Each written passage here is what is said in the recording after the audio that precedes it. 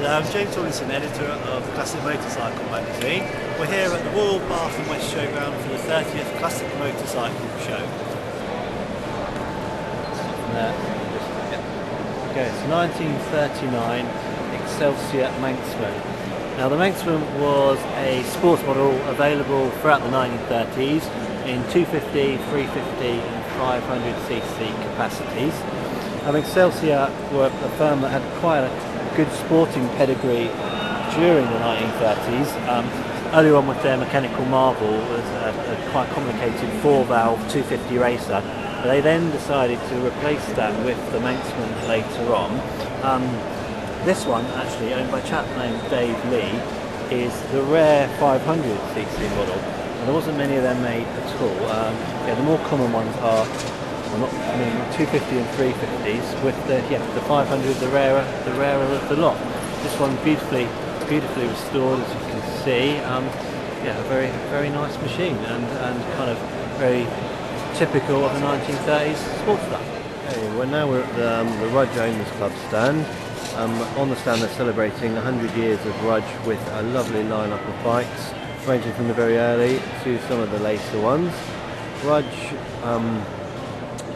we're kind of in business until the Second World War as a motorcycle manufacturer, making a whole range of stuff, mainly single-cylinder machines, quite a lot of advanced features. For example, 4-valve cylinder heads were a Rudge staple, and various other bits and pieces.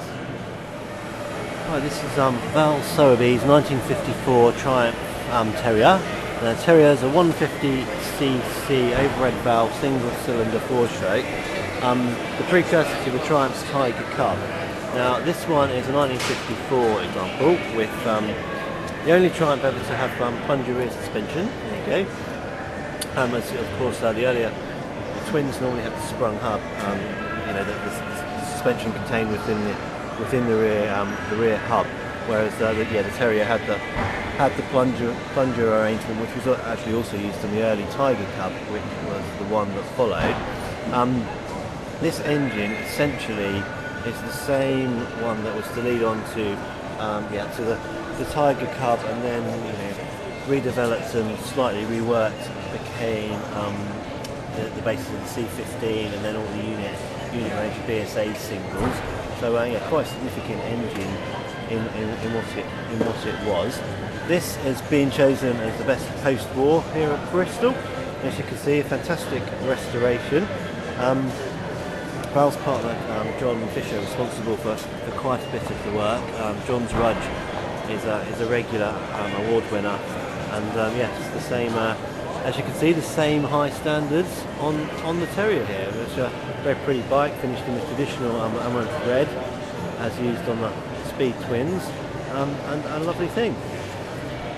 This is a Brough Superior SS80, 1000cc Jap V twin engine, built by the Brough Superior company with bought-in components such as the engine. George Brough was a supreme publicist. Called his machines the Rolls-Royce of motorcycles, with the blessing of Rolls-Royce, which is quite unusual. This one immaculately restored, as you can see. So 1000cc engine. Okay, here we've got Tim Griffin's 1959 Greeves. Now this one has been chosen as best competition. Fairly typical of a Greeves. This one's a 1959 example. Villiers two-stroke engine, housed in Greaves' own very distinctive frame, and of course it has that again equally distinctive Greaves forks. Greaves was a small factory, a small concern based in Thundersley in Essex, who built predominantly competition machines, advanced for their time and very successful. Riders started off Brian Stonebridge, and then other riders, including Dave Vickers, enjoyed an awful lot of success on the machines. Using they often with the Villiers proprietary engine. Never made their own engines and pretty much relied on the Villiers ones throughout. This one immaculately restored, and is a 1959 25 SA. this is unusual in that it's a twin cylinder Villiers engine, and one of only 32 that were made. Right, we're on the Panther Owner Club stand, and this is the machine that club member Fraser Rush is attempting to build over the 2 days of the show. Now it's Sunday morning at the moment. As you can see, he's done pretty well. Started with a bare frame yesterday, and is up to this point here. So yeah, not been a bad day's building, I don't think. The inspiration for this came from the fact that in their heyday, Panther claimed that they'd build, well, one man would build one bike per day. So Fraser's attempting to do it with this one. The bike was actually owned by Fraser's mother and restored a few years back, but then about 2 years ago it caught fire and burnt out. Fraser bought the bits and pieces back from the insurance company and set about restoring it, and he's had it together loosely, he said, so that he can make up a wiring loom ostensibly before the show. Yeah, and this is where he is at the moment. Oh, and here he comes, the man himself, ready to start another day's shift.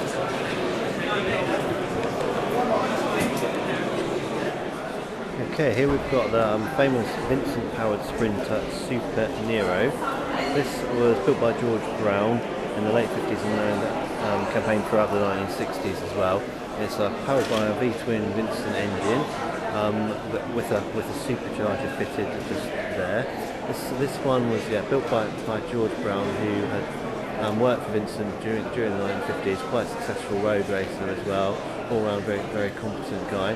He was pretty much a dominant force in sprinting during the early 1960s with this machine, Super Nero, and of course there was an earlier version as well called Nero. Here we're just visiting the Bonham stand. Some interesting machinery on sale, well on display here, which is most of it's going to be sold at the April Stafford show, including the machine here on the end.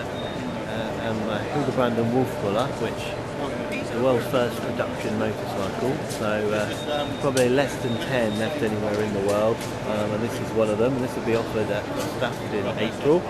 An incredible piece of machinery, and yeah, it should attract quite a lot of attention. We've got a Zenith V-twin, 1913 I believe, a veteran machine. Behind that we've got an overhead camshaft AJS, mid-1930s. Nice piece of hardware and a good project for someone. So elsewhere on the stand we've got a Mark 8 Velocet KTT just here, which is the production racer built by Velocet before and after the Second World War, 350cc, a very desirable machine. Behind that we've got a V-twin Brough Superior, another extremely desirable machine, famously ridden by Lawrence in Arabia, of course. And in the middle, a Cleveland 4-cylinder inline machine to be offered next weekend at Hendon.